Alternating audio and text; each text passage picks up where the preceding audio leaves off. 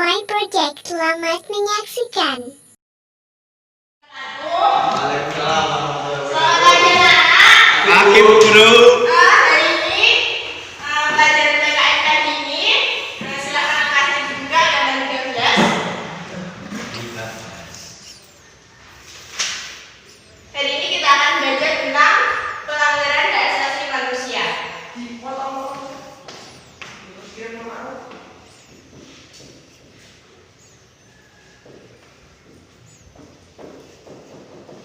Ya, ada yang tahu apa itu artinya HAM? Kalau tidak tahu, HAM itu secara umum HAM artinya adalah hak yang dimiliki oleh orang atau seseorang karena kodratnya sebagai manusia. Maksudnya, setiap orang itu yang lahir di dunia itu punya hak masing-masing, entah hak untuk berkehidupan yang mapan, hak untuk merdeka, hak untuk menyampaikan pendapat,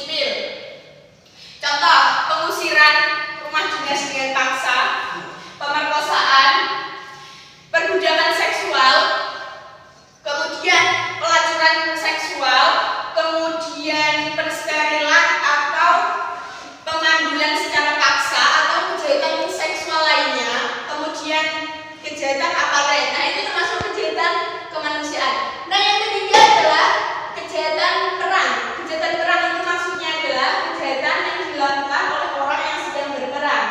Contoh misalnya kejahatan perang itu pertama menggunakan senjata kimia, kedua menggunakan senjata biologi, ketiga menggunakan senjata pemusnah. Dan yang terakhir itu adalah agresi. Sudah pernah dijelaskan di kelas 10 bahwa kejahatan agresi itu adalah penyerangan negara satu ke negara lain. Artinya, contoh itu negara A diserang negara B, dan itu namanya agresi. Sampai di sini paham? Jika sudah, kalian sudah mengetahui jenis-jenis kasusnya. Nah, kemudian kasus pelanggaran HAM itu terjadi di belahan seluruh dunia. Itu ada dua termasuk golongan, yaitu di dunia internasional,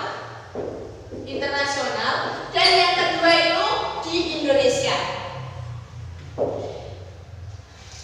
Di dunia internasional ini banyak sekali.